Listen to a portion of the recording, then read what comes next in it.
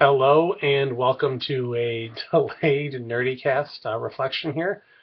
It has been a crazy 2 weeks, mostly filled with illness for me and my family. It has been crazy. I would have done this on Friday, but I had a chest x-ray to go and take care of to see what's going on with this cough that I've had for like 7 months now, but I had a doctor's appointment earlier in the week and I got some stuff there, so I'm feeling better, which is good. So I finally feel like I can talk and not cough too much. So um, what to talk about these past 2 weeks? Oh, it's been good stuff because my kids are amazing. It makes my job definitely a lot easier to do. So I want to talk about. I flipped the classroom the other day, and I was an English teacher. Classes are kind of generally flipped. You go and read and come back and we discuss. But I was out sick a couple different days for various reasons for me and my family, and I knew I was going to be out for one day. So what I did was record myself going over class notes and left it for my students to watch. And I got a lot of positive feedback for that. But I don't know how I feel about it. I don't know if I feel like I want my students to spend a whole class period and then go home and then have to spend another 20, 25 minutes listening to me talk about notes. Um, so that was kind of weird. And some kids said, like, we could have listened to it in class, but I chose to listen to it later, which was weird to me because they just read in class and then listened to it later. I don't know. I don't like taking a lot of their time after school. I really think it should be for them.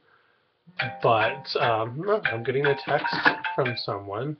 Oh, it's from my dad. He wants to know how I'm feeling. Isn't that nice? Um, so I don't know if I want them taking that much time at home from the stuff that we do in class. So I already feel like they already have so much going on. So there's that. But the kids said they liked it. And then on the other side of that, I did it again where I had to call out last minute because my son was not feeling well and I had to take care of him.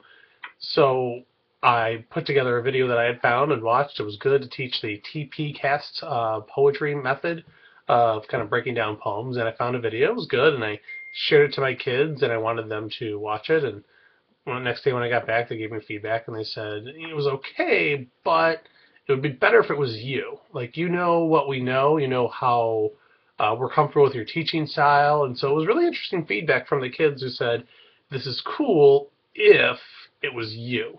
Some said the video had so many visuals that they could actually just turn the sound and just watch it. So it was actually really interesting feedback for my kids. So in a couple weeks, I'm gone at my state conference.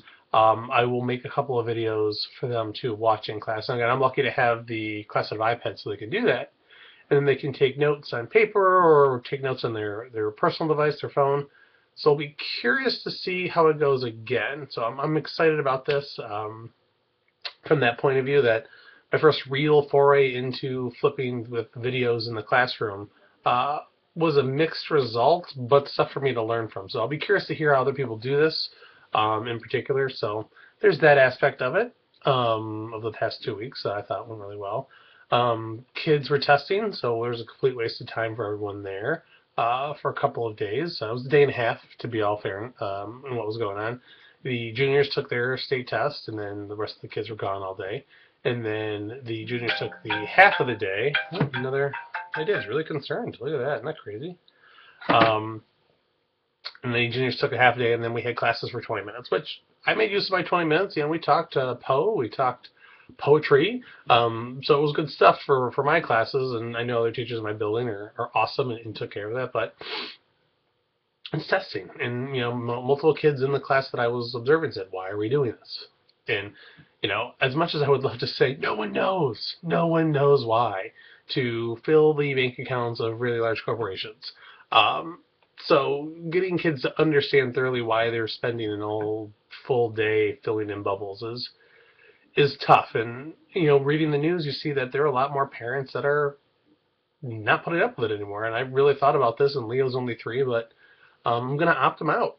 And hopefully the test won't be around in a few years. I won't even have to deal with that. But it's just such a waste of time. I mean, the kid would probably learn more hanging out with me at the high school level for the day instead of sitting in a desk filling in bubbles. So it's a very tough concept for me to think about um, in regards to my own kid, and I don't like the testing, so we'll see how that goes.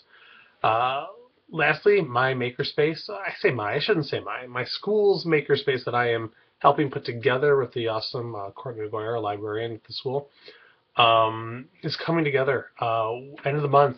I am so excited about this. I have kids excited. The space is going to be clear, well, more clear this weekend. We've talked to the arts department about painting. We've got dry erase surfaces going up. This is going to be a one-of-a-kind space in our district, and that's what I'm really most proud about, is that this is a space that will be open to all students all day, and that's really what separates it from everyone else. I talked to Maker, and we will have a 3D printer in there. So I'm really excited for kids to start creating, and they're itching. They're itching to get in there, and that's something I'm really excited about.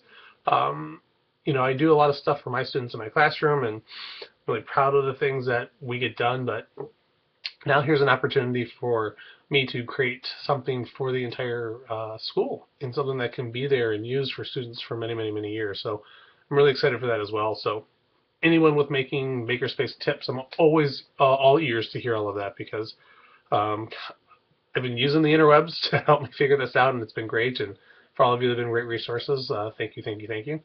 And that's kind of been it. These 2 weeks, it's crazy to think that it's all been sort of a blur, and here we are, mid-Marchish, and moving right along. So I'll be back on task next Friday for more of this. We'll be doing a new Nerdycast. My last one was with John T. Spencer, so take a look at that. You can find it on iTunes, the Nerdycast, and I'll be doing another one this week. I think we'll be talking about testing. I want to get a hold of someone who either had to give the test like myself, or has a student that had to take tests. We'll take a look at where we go for that. So this is a much longer Nerdycast, but 2 weeks, so I'm still under 8 minutes, which is kind of nice. As always, I appreciate feedback, so if you want to talk and leave me messages here, like some of you have before, about the flipped classroom, about testing, about makerspaces, please let me know. And thank you again for this reflection. It's been super great for me. So maybe my next video should be a reflection on my reflections. See how that goes. So thanks as always, and I will see you guys next week. Promise.